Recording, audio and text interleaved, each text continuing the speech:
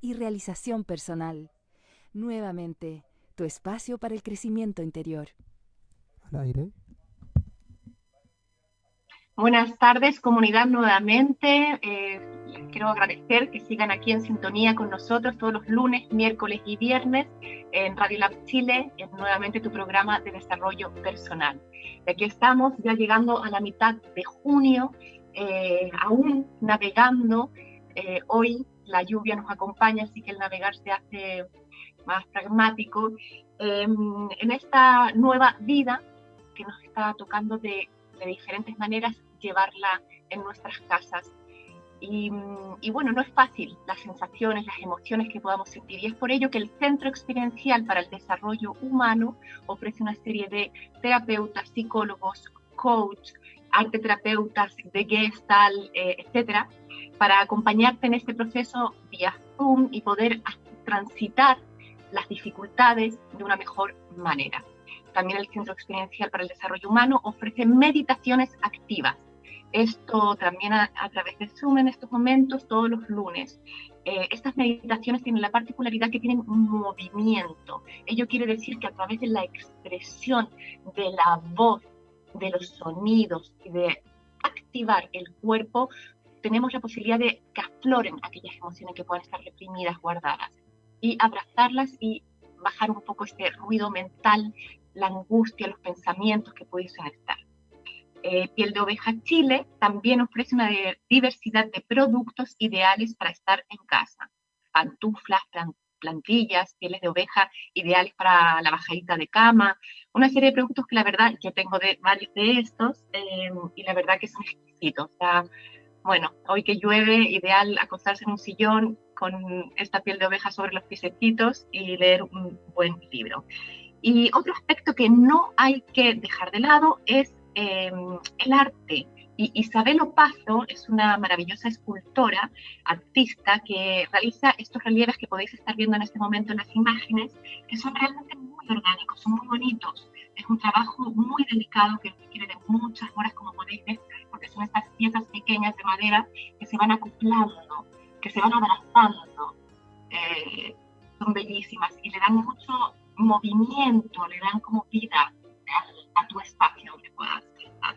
Así que para mayor información ahí estaré los datos de Isabel Opazo Relieve. Y para los que estáis pensando en realizar un cambio de vida ahora cuando esto acabe, esperando que esto acabe, pues Paisajes Lonquimay ofrece en el sur de Chile, en el bellísimo sur de Chile, unas parcelas maravillosas. Es un proyecto de vida para iniciar esto, un nuevo proceso de transformación. Aquí puedes hacer de tu sueño una realidad en un entorno de naturaleza. Así que Parcelas Lonquimay, ahí podéis ir contactando y quizás realizar un cambio de vida.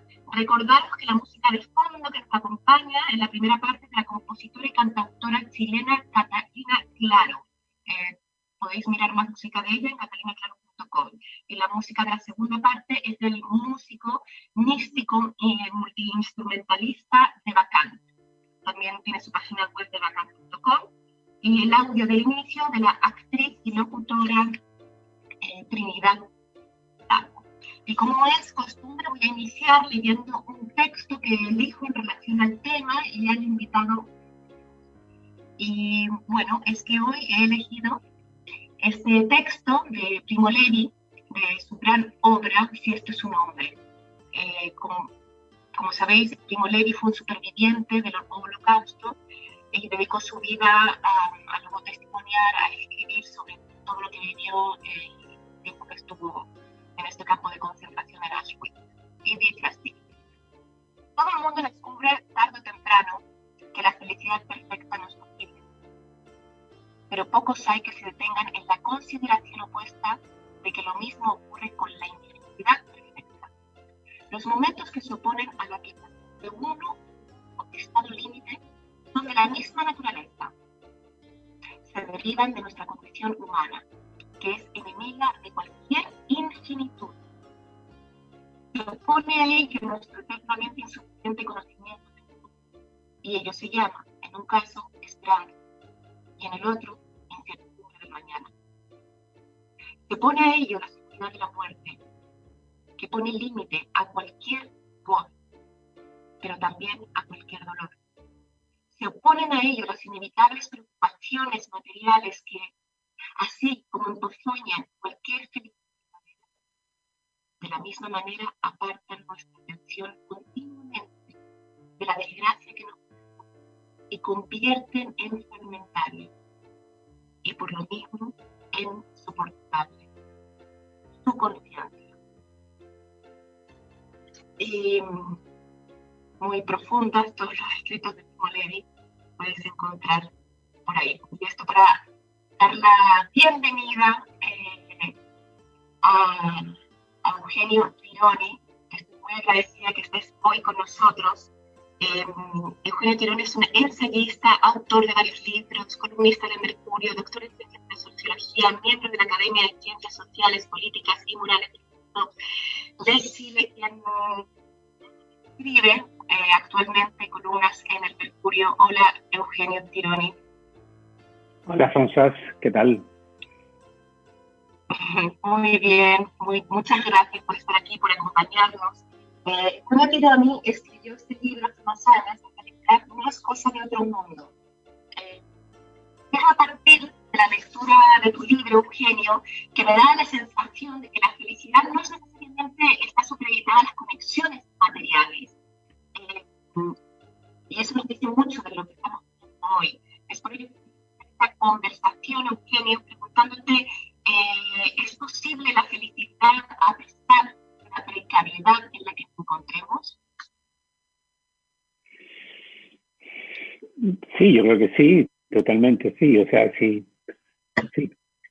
Primo Levi es capaz de decir que incluso en los lágeres, incluso en los campos de concentración nazi, era posible encontrar la felicidad, con más razón la podemos encontrar en las condiciones en que estamos viviendo. De hecho, hay personas, grupos humanos y sociedades que son relativamente felices a pesar de las condiciones materiales muy precarias y de las condiciones económicas muy difíciles que viven. ¿Por qué? Porque la felicidad tiene un soporte material importante, tiene un soporte económico importante, pero depende de un conjunto de variables que tienen que ver con la salud, tienen que ver con los vínculos, con las relaciones, tienen que ver con la vida en pareja y la vida de la familia, tienen que ver con las creencias, la creencia religiosa o la creencia ideológica, tienen que ver con el sentido de pertenencia. O sea, hay una serie de elementos que contribuyen a la felicidad, y estas circunstancias que estamos viviendo, claro, a lo mejor no, a los que no hemos tenido la desgracia de caer, digamos, enfermos por el COVID, aquellos que incluso no tenemos tampoco la desgracia de vivir hacinados y por lo tanto que podemos pasar la cuarentena en forma adecuada, digamos, en forma no apremiante. Los que tenemos esa suerte, como digo, podemos reforzar ciertas relaciones que dicen relación con la reflexividad, con el cultivo de ciertos intereses, o establecer vínculos más profundos con la gente que nos rodea, que pueden ayudarnos a aumentar nuestro nivel de felicidad. En el artículo que salió hace unos días en el Mercurio, que se titula El futuro es el ahora, y donde tú haces como una suerte de la vivir en 6 etapas, ¿no? Y justamente una de las etapas, la primera, es la de esto de las ciencias personales, donde aparece esta solidarización, esta colaboración, ¿no? De unificarse con la familia, con el trabajo. Sí, lo que yo decía, como que hay una primera etapa en la cual nos encontramos ante esto como ante una sorpresa, y las sorpresas siempre tienen algo de atractivo, producen adrenalina, más hay que ajustarse, hay que adaptarse, hay que hay que enfrentar la emergencia. Y esto demanda mucha exigencia en lo laboral, en lo familiar. Entonces, como que finalmente esto da un foco a la vida, da un propósito. Ahora, eso va pasando, sí. Esto va pasando, viene luego un momento en el cual uno está más bien preocupado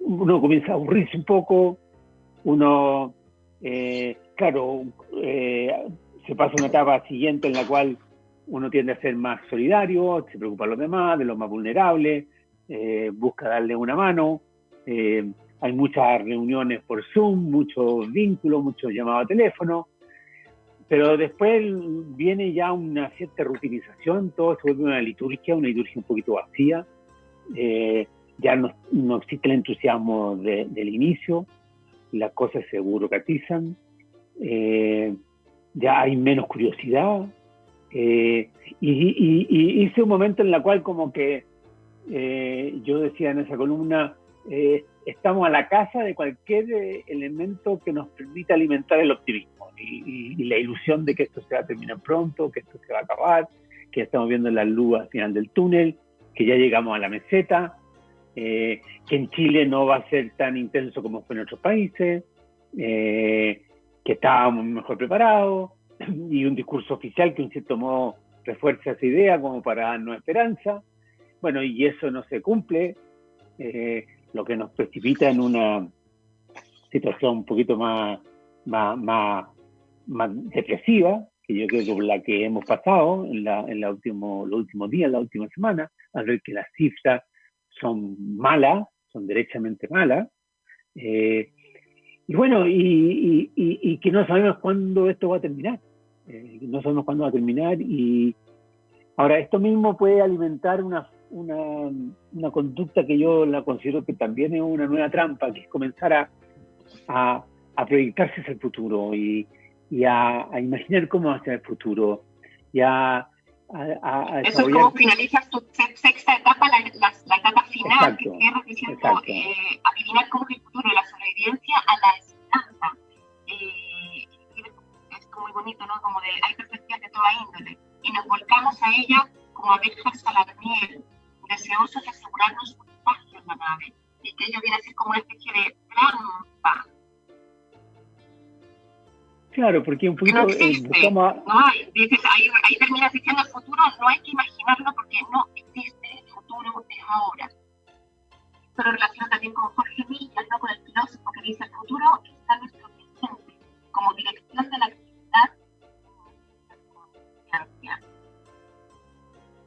Claro, por eso que hago mención un poco al budismo, digamos, y a todo el pensamiento, a toda la tradición hinduista, que es más que milenario, ¿no es cierto?, que insiste en renunciar al futuro, digamos, para privilegiar el presente. Y esta es una misma idea que hoy día ha reivindicado con mucha fuerza un muy famoso profesor y cientista político de la Universidad de Columbia en Estados Unidos, que se llama Mark Silla, que insiste en decir, mira, en realidad, si hay algo que ha confirmado este COVID, es que el futuro es muy rebelde, o sea, que nos sale con sorpresas que no teníamos para nada, digamos, en el mapa. ¿Quién habría imaginado que la humanidad se iba a detener como se ha detenido por efecto de un virus, ¿no? Cuando creíamos ya que lo habíamos eliminado de la faz de la Tierra, o al menos lo teníamos completamente bajo control. Y resultó que fue al revés, que ellos nos tienen bajo control a nosotros. Entonces, en realidad, esto hace pensar que hay que concentrar la fuerza, la energía en el presente, porque el futuro está siendo dibujado, está siendo diseñado por las acciones que adoptamos hoy día, ¿no? Entonces, digámoslo así, cuanto mejor vivamos lo que estamos enfrentados a vivir, es más probable que el futuro se acerque a lo que imaginamos. ¿Tiene la espiritualidad un componente importante para la felicidad? Bueno, sí, mucho. O sea, toda la investigación que hay sobre esto, que es bastante amplia, bastante vasta, y en muchos lugares del mundo indican que sí, que la creencia permite soportar mejor el dolor. Y la superación del dolor es el principal ingrediente de la felicidad. La felicidad no es un estado permanente. La felicidad no es un estado estable. La felicidad es un instante, un momento que se experimenta en el momento en que superamos un dolor. Nos conectan con esto, con la infinitud, con lo absoluto. Y en ese sentido son una estimulante, digámoslo así, para la felicidad. Y de hecho, uno encuentra en estos grandes estudios y encuestas que se realizan en el mundo, que las personas que tienen vida espiritual, que pertenecen a grupos espirituales o religiosos y que tienen creencias religiosas o espirituales, declaran niveles de felicidad superior al promedio. Hay varios puntos de los que tú hablas en tu libro que son componentes de la felicidad, ¿no? Entre ellos mencionas como parte muy importante de la base que nos hace como sentirnos parte de un lugar, el sentido de pertenencia. Y también relacionándolo con, creo entender que hablas de que en Latinoamérica somos un continente que estamos bastante cercanos y asumidos al mestizaje. Yo particularmente difiero un poco de eso, no siento como que realmente el mestizaje está como integrado en totalidad, como que yo creo que hay una renegación a los pueblos originarios y creo que también eso es parte de nuestra cultura. Quiero ahondar un poco más en ello, Eugenio. A ver, dos cosas. Yo creo que me refiero al tema del mestizaje. Efectivamente, nosotros, digamos, en Latinoamérica y en Chile incluido, tenemos una historia traumática respecto a los pueblos originarios, como tú dices, que han sido excluidos y segregados a lo largo de la historia no solamente colonial, sino que la historia republicana. Y hay que decir esto, que las personas o los grupos que se sienten segregados, que se sienten excluidos, tienden a ser también más infelices. O sea, la segregación es un golpe sobre la felicidad de las personas, ¿no? Como lo es el desempleo, como lo es la ruptura afectiva, como son los problemas de salud. Pero la segregación es una experiencia cotidiana que fomenta el sentimiento de infelicidad.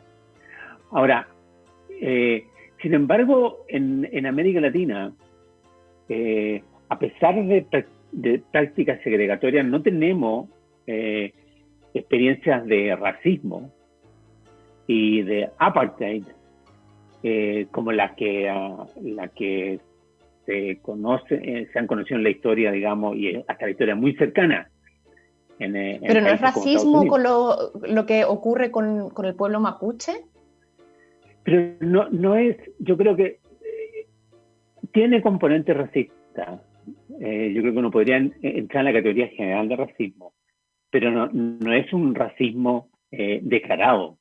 No es un racismo, y el declararlo tiene sentido porque al declararlo se absolutiza, o sea, se naturaliza, ¿no? Se hace inviolable, se hace algo que no es corregible. Y eso nosotros se lo debemos, en cierto modo, hay que reconocer al catolicismo. El catolicismo, no, si bien admitió, como en general lo hace el catolicismo, el pecado de la segregación, nos puso por delante y nos enfrentó, por lo menos retóricamente, a la noción de que los pueblos indígenas son humanos, que deben participar de una misma iglesia y que tienen el derecho a la redención a través de la iglesia, y que deben ser tratados como humanos. Y el no ser tratados como humanos al menos es un pecado a lo mejor perdonable por el confesor, pero es un pecado. Esto es muy distinto a lo que fue la experiencia anglosajona.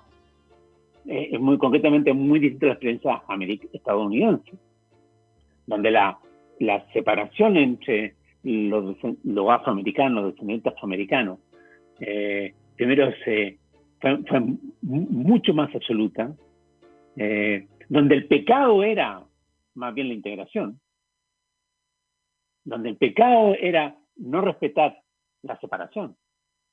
Y además una situación que se prolongó hasta el siglo XIX. O sea, y más bien, digamos, hasta mediados del siglo XX. O se sigue prolongando hasta el día de hoy, como lo estamos viendo en las ciudades, por las protestas en las ciudades americanas. Entonces, en América Latina, al menos retóricamente, al menos normativamente, y también hay que decir que también desde el punto de vista racial, hay niveles de mestizaje mucho más altos.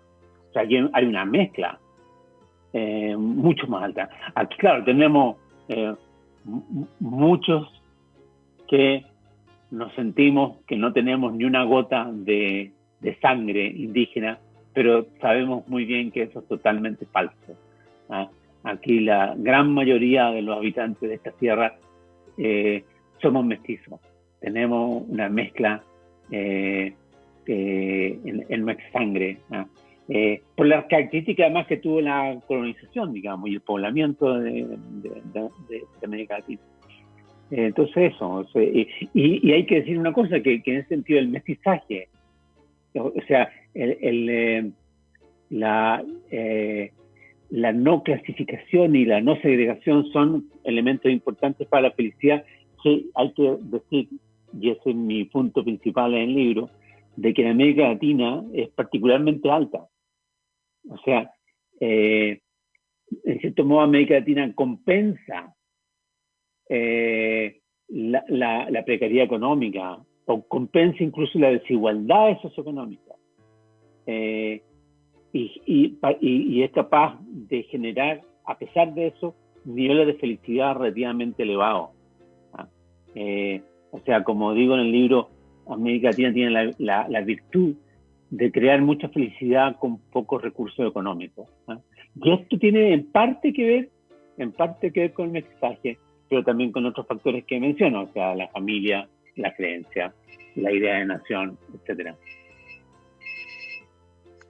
Eugenio Pironi, nos vamos a ir a una pequeña pausa, vamos a volver en unos minutos, así que comunidad, nuevamente no se vayan, les recordamos que sigue en pie el apoyo que está haciendo Radio Lab Chile de Pyme en Casa, y para ello tenéis que mandar un video grabado en horizontal promoviendo vuestros productos al 569-954-74603. No se vayan y volvemos en unos minutos para seguir hablando sobre la felicidad y cómo es posible en esta circunstancia que estamos viviendo ser felices.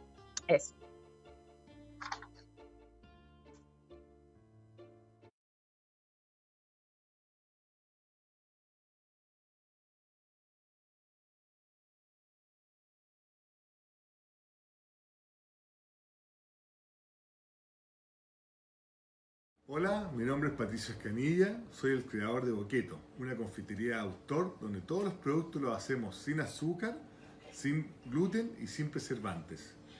Mezclamos el dulzor de la fruta con la intensidad del cacao sobre el 55% y hacemos productos realmente deliciosos. Visita nuestra página y síguenos en las redes sociales. Estamos despachando a todo Chile. ¿Cómo reconocer los síntomas del coronavirus? Si tienes tos, fiebre, dolor muscular y dificultad respiratoria, acude de inmediato a un servicio de urgencia. Si no tienes dificultad respiratoria, llama primero a Salud Responde para mayor orientación. Si estás diagnosticado de coronavirus, quédate en casa y respeta la cuarentena. Hazlo por ti y por todos. Más información llamando al 600-360-7777 o en gov.cl. Cuidémonos entre todos. Ministerio de Salud, Gobierno de Chile. Mi nombre es Isabel y quiero presentarles Semillas Sanitas, alimentos veganos y sin gluten.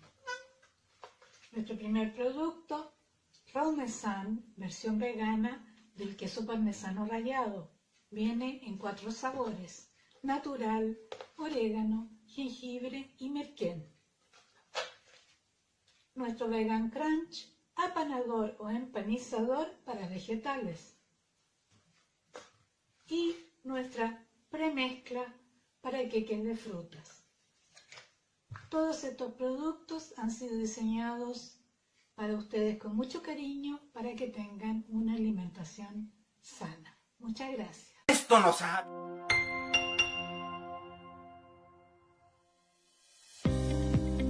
Plan de acción coronavirus. ¿Qué hacer para prevenir el coronavirus? Lávese frecuentemente las manos con agua y jabón o utilice gel de alcohol. Al toser o estornudar, cubra boca y nariz con pañuelos desechables y elimínelos. Evite tocar o acercarse a personas con infecciones respiratorias. Infórmese en minsal.cl o llamando a Salud Responde al 600-360-7777.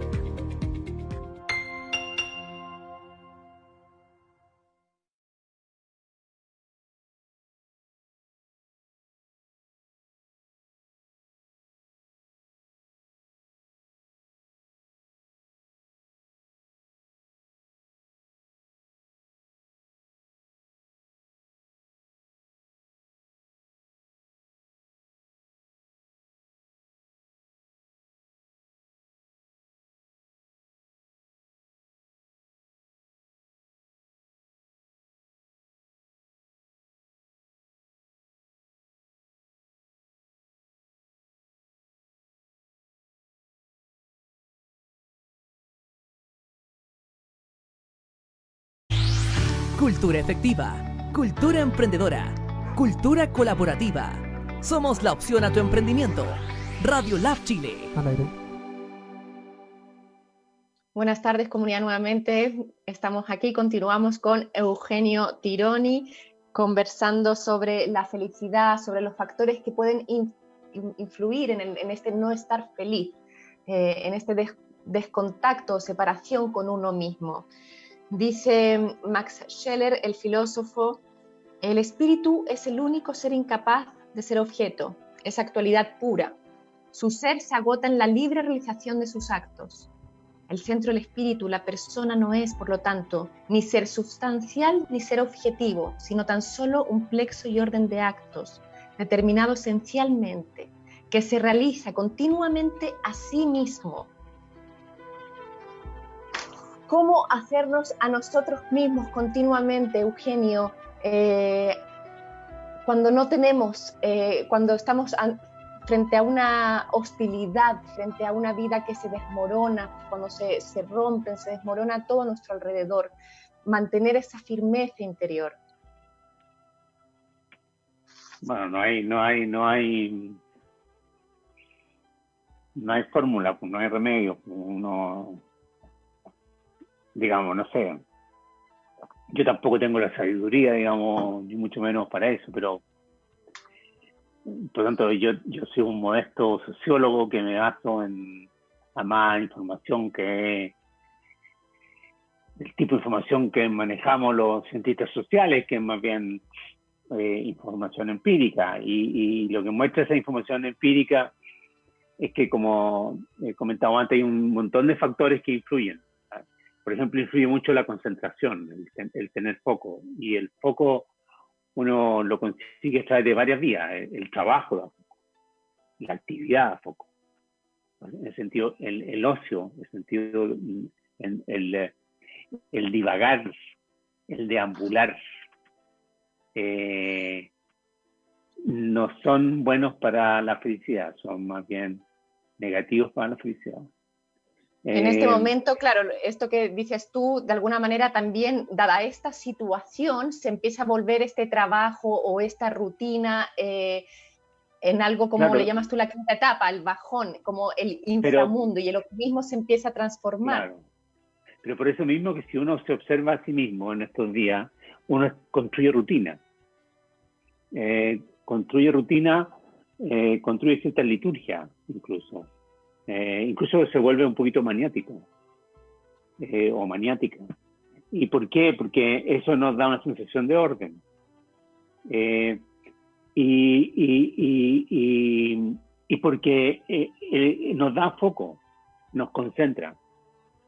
¿Y por qué buscamos la concentración? Porque la concentración nos provee más felicidad. El estar permanentemente rumiando y tener la vida sin foco, como dije, a uno lo hace más miserable. Y esto es un poco lo que el relato de Primo Levi precisamente en su experiencia en el campo de concentración, que es foco, concentración, rutina, que a veces se vuelve muy monótona y por tanto hay que tratar de cambiar el orden de la rutina para que no se vuelva monótona. Pero la concentración influye.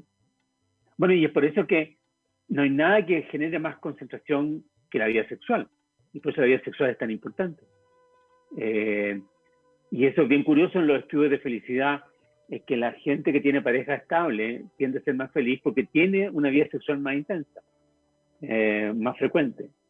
Además, esta cuestión que se sabe que por lo que no es efectivo, o sea, que de pronto hay episodios extraordinarios que producen un estallido de felicidad. Pero eso dura lo que dura un estallido, poco. Rápidamente. Lo que sucede ahí es que antes teníamos la posibilidad de todos aquellos, cuando en alguna de tus citas en el libro tú mencionas justamente, es la felicidad aquella como el cumplir esos deseos, o es la ausencia de deseos. ¿Dónde está la felicidad? ¿No? Y en este momento no, a lo mejor me hace feliz verme con amigos o lograr ciertas cosas, los viajes, no tengo idea, y en este momento no puedo realizar eso. Entonces, la felicidad, ¿dónde la pongo? ¿Dónde están esos destellos de felicidad en este estar ahora aquí en casa? Es un problema, pero hay que tener en cuenta que hace más feliz hacer planes que realizar los planes. O sea entonces es una condición más interna, más mental, más que material. Sí. Es más placentero planificar un viaje que realizarlo. Entonces en estos son tiempos que quizá hay que planear, hay que pensar, hay que y además apreciar el placer que producen las pequeñas cosas. Como dice un psicólogo al que yo cito, nada produce más placer que unas pantuflas confortables. No son los grandes episodios, no son los grandes estallidos los relevantes. Esos producen una sensación de felicidad que se agota muy rápidamente. Producen a la larga mayor sentimiento de felicidad los pequeños logros cotidianos, los pequeños actos placenteros, que tienen que ver pueden ser con la limpieza, puede ser con un trabajo bien hecho, puede tener que ver con una comida, puede tener que ver con una conversación. Entonces esos son factores que van influyendo. O sea, yo creo que en todo rigor uno, bajo cualquier circunstancia, uno podría encontrar aquellas prácticas, digamos, que incrementan la felicidad. Ahora, ciertamente esto requiere ciertas condiciones materiales básicas. O sea, la incertidumbre económica, o la sensación de no poder cumplir con la exigencia mínima en materia de alimentación, de pago de cuentas, o la amenaza a la salud, son todos factores contra los cuales es muy difícil combatir. Solamente, digamos, personas tan excepcionales como un Primo Levi, digamos, es capaz de sobreponerse a ese tipo de experiencias y encontrar, digamos, una cierta base de felicidad. En una parte en tu libro tú mencionas que la gente que es pobre y efectivamente logra adquirir más dinero es feliz, no así el que tiene una base económica buena y el dinero no le da la felicidad. Sí, no, lo que digo es un poco diferente, porque en general la gente más pobre es menos feliz que la gente más rica. En general los países más ricos son más felices que los países más pobres. En general las personas, la familia, los grupos sociales y los países que aumentan su nivel de bienestar económico, aumentan también su nivel de bienestar subjetivo. Pero hasta cierto punto. Hay un momento, un nivel, un umbral, a partir del cual el contar con más bienes, el aumentar el consumo y aumentar la riqueza no genera más felicidad, sino al revés, comienza a tener un rendimiento no solamente creciente, sino que negativo. ¿Y eso por qué? Porque pagamos un costo muy alto por aumentar el consumo, pagamos un costo muy alto por aumentar la riqueza. ¿Cuál es ese costo? El que deterioramos los vínculos personales, los vínculos afectivos. Y el deterioro de esos vínculos no es compensado por la riqueza material. Entonces, uno tiene que mantener un cierto equilibrio entre lo que es el contar con una base material que a uno lo hace más feliz, efectivamente lo hace más feliz, y de esto tienen que preocuparse los estados, los gobiernos, las políticas públicas, pero no al costo de llevarnos a un tipo de vida en el cual no podemos sostener los vínculos afectivos, o destruimos nuestras relaciones familiares, o subordinamos todo a la búsqueda de la riqueza, porque si llegamos a ese punto, la felicidad se nos va entre medio de los dedos. Me parece interesante también otro punto en el que tú hablas del recuerdo, ¿no? La importancia del recuerdo frente a una experiencia, pero que a veces puede haber habido una experiencia súper grata, pero que dado la última instancia que hubo una experiencia negativa, como que todo se va a empañar negativamente en vez de positivamente. Entonces yo pensaba justamente en los años de matrimonio, que muchas veces sucede, parejas que a lo mejor tuvieron 20 años, de los cuales 15 quizás fueron maravillosos, y los últimos 5 negros, la negrura, y claro, pero hubieron 15 maravillosos, pero el ser humano, que nos quedamos con la experiencia de lo último vivido. Sí, eso es lo que dicen, lo que yo he leído de los psicólogos que investigan este tipo de cuestiones. Y es que la experiencia última tiñe la imagen de toda la experiencia precedente, ¿no? Y desde ese punto de vista, cuando uno busca experiencias como exaltadoras, experiencias que una vez se la idealiza porque van a producir una gran sensación de felicidad, tiene que tener cuidado, en el sentido que no tengan shocks demasiado altos, ¿no? que no sean como una especie digamos, de que no sometan a la posibilidad de que uno termine esa experiencia con una sensación muy negativa, porque eso tiñe todo, ¿no?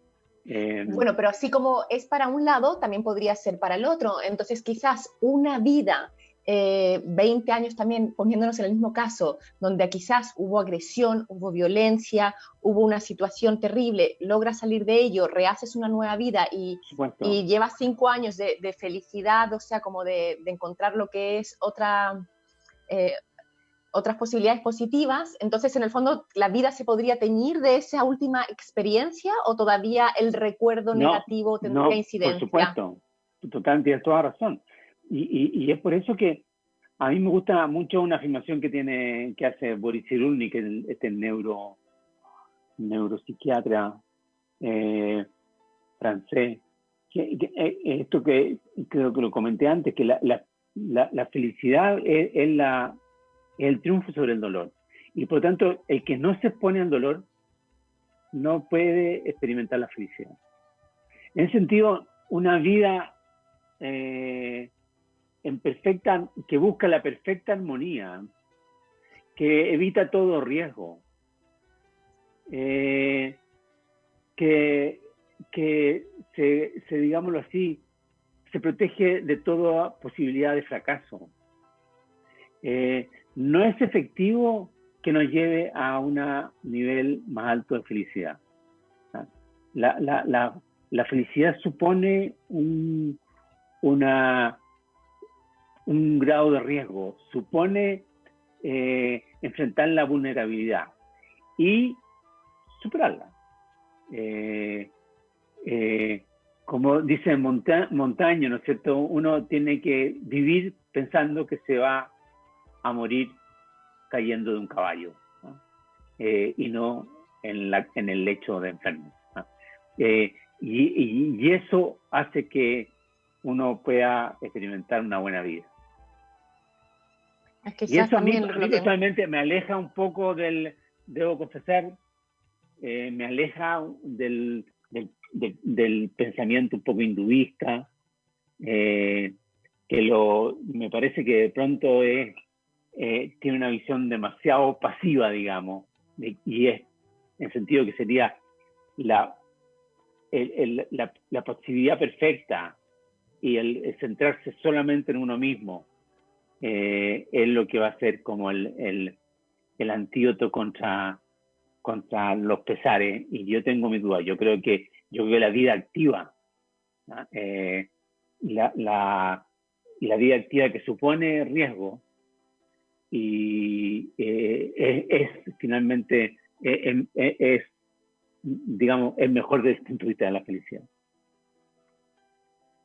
Ahí podríamos también nombrar a Heidegger, ¿no? Como el Dasein, el realmente pasar o realmente existir en totalidad en este estar en la vida. ¿Tienes tu libro a mano para que nos leas un texto? Tengo el libro a mano, sí, que lo estuve mirando ahora porque ya se me olvidaba, ya lleva muchos años. Escribes muchas columnas también continuamente. Comunidad Nuevamente, les recuerdo que nos encontramos con el columnista sociólogo, doctor en sociología, Eugenio Tironi, y nos va a leer un texto de su libro.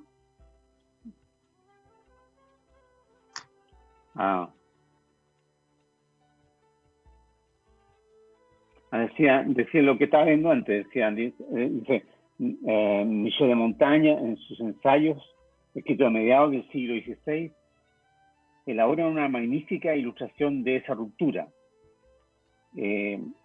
lo que le valió que por años estuviera en el índice las obras subversivas, perniciosas e inmorales. No hay que esperar la muerte feliz, dice, para alcanzar la felicidad. Hay que buscarla en la vida feliz, donde se alternan periodos de inquietud y de sosiego, de privación y de satisfacción. La felicidad depende de nosotros, y nadie está por tiempo prolongado en un estado de sufrimiento si no es por su culpa. Pero la buena fortuna, dice Montaigne, es escasa, leve y breve, por lo que hay que aprovechar todos los instantes en que se presentan.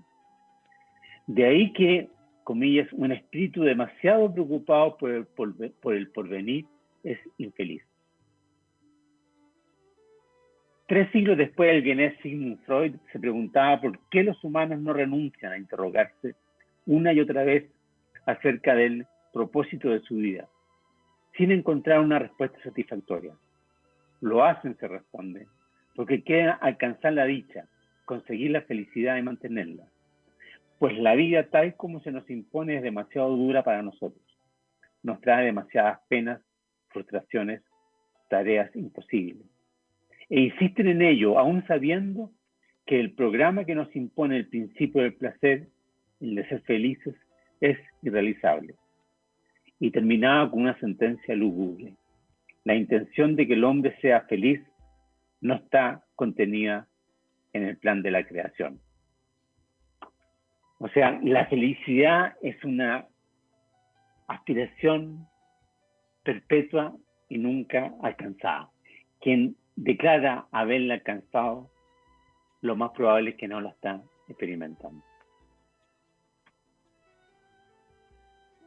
¿Eso quiere decir que no existe la posibilidad de ser felices? ¿O existen solamente los destellos de felicidad? Yo creo que son los destellos de felicidad. ¿Buda no fue feliz o no se iluminó? ¿La iluminación podría ser parte de la felicidad? Por eso digo, ahí yo tengo un conflicto, una contradicción. Yo creo que la felicidad no es un estado permanente, no es una meta que se puede alcanzar y en la cual se puede permanecer. Es un esfuerzo permanente e inacabado. O sea, a lo mejor el Buda tiene razón. Alcanzó un estado que le permitió llegar a vivir en lo absoluto. O sea, dejó de ser humano. Pero luego también tenemos el ejemplo también de algunos sacerdotes realmente devocionales que entregaron su vida en bondad a ayudar al prójimo. Incluso también están los escritos de Francisco de Asís, donde él también mantiene diálogos como con la naturaleza, con los árboles, con los animales, o sea, el todo en el todo. Y eso también dentro de este aspecto más espiritual y de la existencia del ser en comunión y unión con la vida misma. Sí, pero esas son experiencias que estuvieron jalonadas por conflicto, por tensiones, por tentaciones. O sea, un Francisco de Asís o uno cualquiera de estos gurúes o estos santos o este personaje no llega a ese estado a partir de los cuales es recordado, no llegó sin conflicto, sin tensión, sin una lucha consigo mismo que lo acompañó hasta la tumba. Entonces yo creo que siempre se atraviesa la noche oscura del alma. Siempre llegamos al infierno de Dante. Siempre hay que atravesar esa etapa para después ir al purgatorio. Exactamente.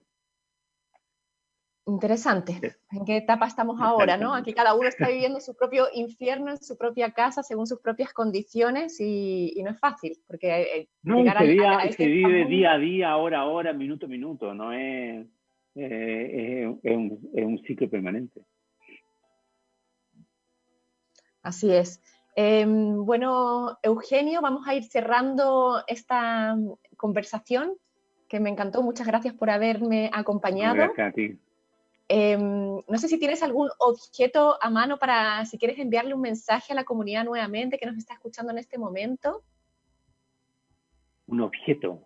Esto tengo que me...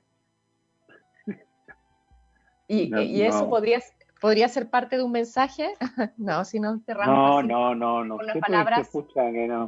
Que nos cuidemos, que cuidemos a los demás que nos rodean, porque hemos confirmado en estos días que el bienestar de los demás es nuestro propio bienestar. Y esto vale muchísimo también para la felicidad. No hay nada que nos produzca a nosotros más felicidad que la felicidad de otros. Y es por eso, por ejemplo, que los niños son una fuente tan importante de felicidad. Así es. Así que los que estamos criando en casa, también nutrirnos de la crianza y de la no tanta exigencia que para todos no es fácil sobrellevar. Las emociones también son parte importante de este estar, ¿no? Y de la felicidad de alguna manera. Todo relacionado. Así que bueno, muchas gracias, Eugenio. No, gracias a ti. Gracias, comunidad, nuevamente. Gracias. Lunes, miércoles y viernes entre las 12:30 y la 1:30 en Radio Lab Chile, nuevamente tu programa de desarrollo personal.